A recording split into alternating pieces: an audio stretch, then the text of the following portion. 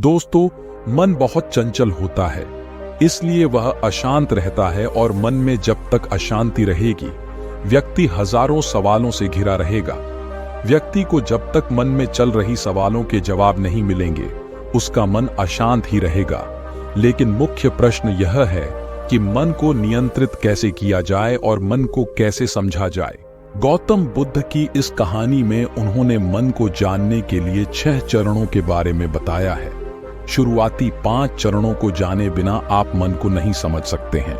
तो आइए जानते हैं इस कहानी के बारे में। एक बार एक व्यक्ति गौतम बुद्ध के पास गया और पूछा कि मन को नियंत्रित करने का पहला चरण क्या है।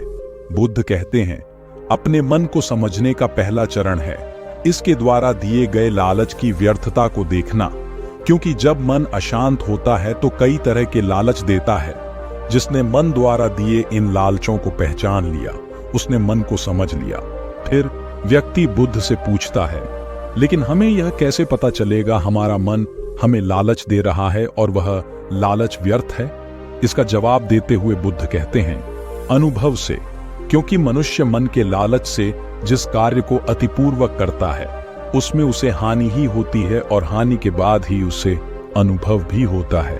जैसे जिसने वास्तव में यह देख लिया कि नशा करना केवल दुख है, वह नशा मुक्त होना शुरू कर देगा। जिसने जान लिया कि ईर्ष्या से खुद का नाश होता है, वह ईर्ष्या से मुक्त हो जाएगा। मन को समझने का यही पहला चरण है। व्यक्ति फिर बुद्ध से पूछता है, यदि व्यक्ति पहले चरण से यह जान जाता है कि वह मन द्वारा दिए लालचों के कारण दुखी है, तो फिर दूसरा चरण क्या है? बुद्ध कहते हैं, खोज पर निकलना। दूसरे चरण के लिए ऐसे व्यक्ति की खोज पर निकलना होगा जो कि पहले ही अपने मन को जान इससे मुक्त हो चुका है, क्योंकि वही तुम्हारा मार्गदर्शन कर पाएगा। व्यक्ति फिर कहता है, लेकिन ऐसे व्यक्ति की पहचान कैसे होगी? बुद्ध कहते हैं, यही तीसरा चरण है।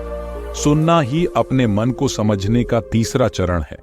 व्यक्ति कहता है, क्या इसे देखकर पता नहीं किया जा सकता? बुद्ध कहते हैं, देखने में कोई व्यक्ति बहुत शांत और अच्छा लग सकता है, लेकिन उसके मन के भीतर क्या है, यह उसके शब्दों से ही पता चलता है। लेकिन किसी की बातों पर तब तक विश्वास नहीं करना चाहिए जब तक कि वह तुम्हारे विवेक की कसौटी पर खरा न उतर जाए। बुद्ध कहते हैं, कर्म मन को समझने का चौथा चरण है। खुद को जानने के लिए सही दिशा में कर्म करना जरूरी है, लेकिन कर्म करते हुए व्यक्ति हर बार 2 गलतियां करता है। पहली गलती है यह कि शुरुआत ही नहीं करना, और दूसरी गलती पूरा रास्ता तय नहीं करना।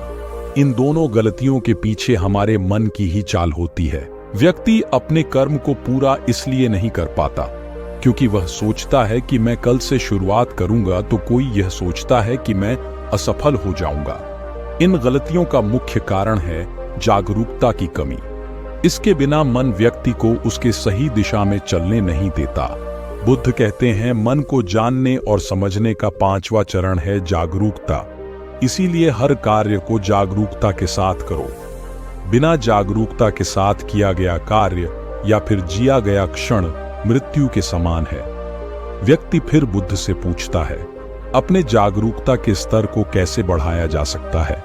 बुद्ध कहते हैं, ध्यान से, क्योंकि ध्यान ही मन को जानने, समझने और नियंत्रित करने का अंतिम चरण है। यानी ध्यान ही वह नाव है जिस पर बैठ मन रूपी नदी को पार किया जा सकता है। जिस व्यक्ति ने इन शुरुआती 5 चरणों से ध्यान को जान लिया, उसने अपने मन को जान लिया।